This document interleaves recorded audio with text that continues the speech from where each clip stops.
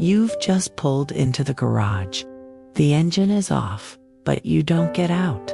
You just sit there in the dark, head on the steering wheel, for 5 long minutes. If you know that feeling, you aren't alone. Hello. Welcome back to our quiet corner. Take a deep breath in and let it out.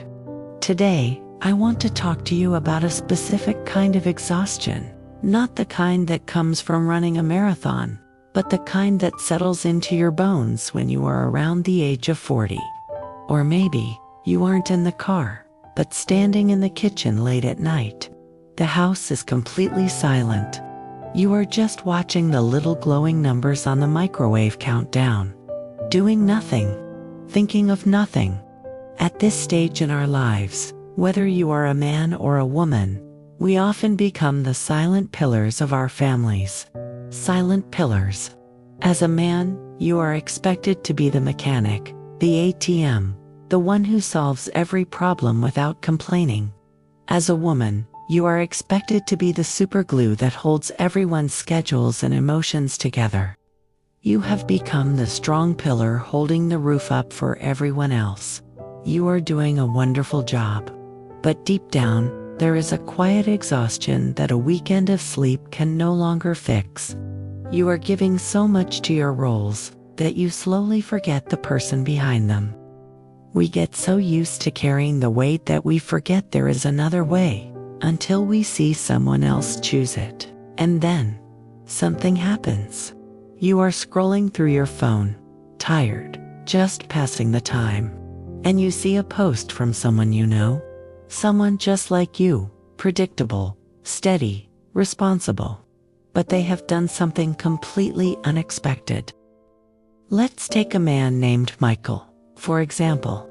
Michael was the guy who spent his entire 30s chasing promotions and working overtime.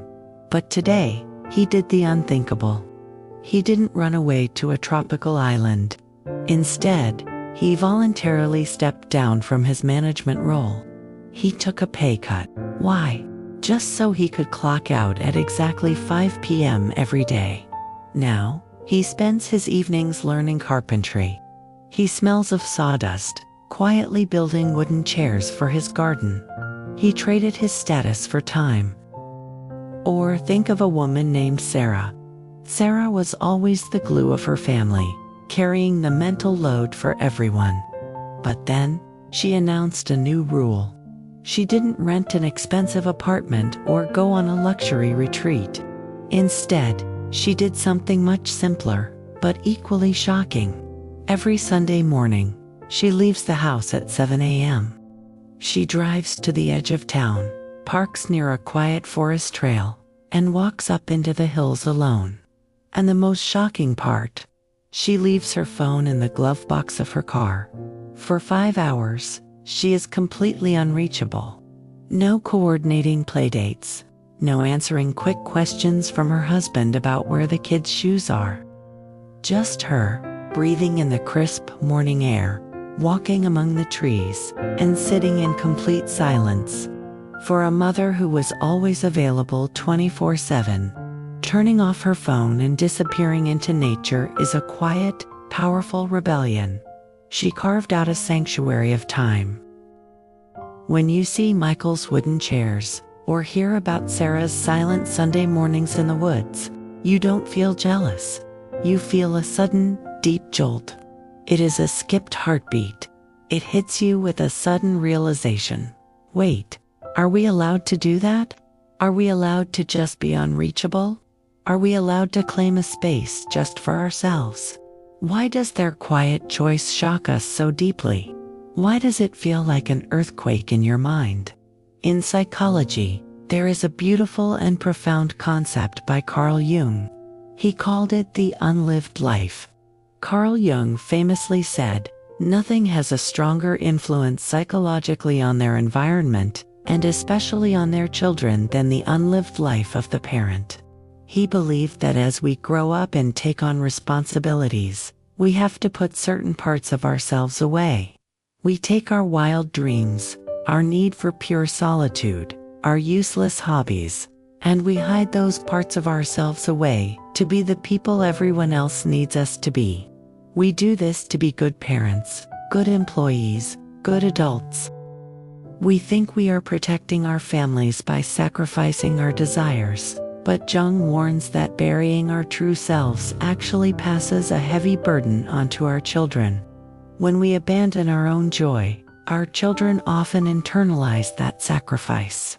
They might unconsciously try to fulfill the dreams we left behind. Or they might learn that becoming an adult means giving up on what makes them happy.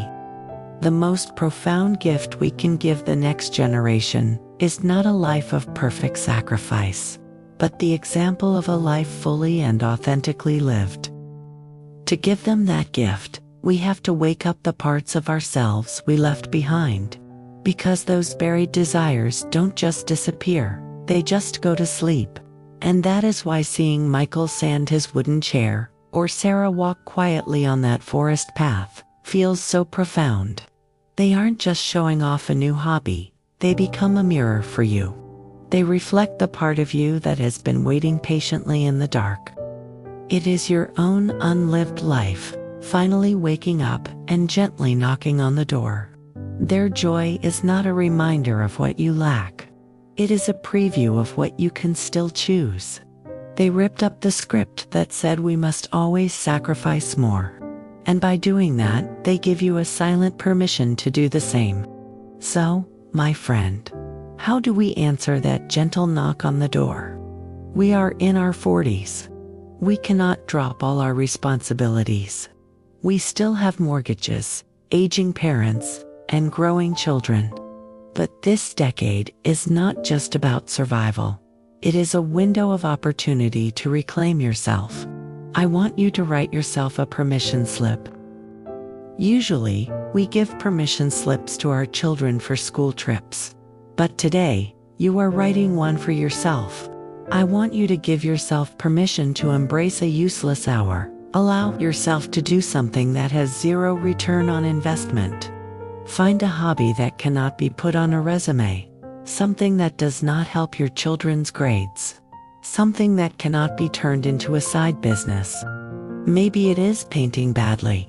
Maybe it is learning a complicated board game. Maybe it is just staring at the sky. Do it simply because you like it.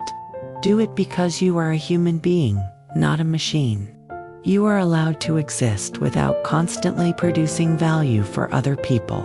You have spent so many years being the strong pillar for your family. You have done it beautifully. But it is time to invite that unlived life upstairs. The next time you see someone our age making a choice that surprises you, don't just scroll past it. Let them be your mirror. Let their quiet rebellion inspire your own. Your life is not halfway over. Your second act is just beginning.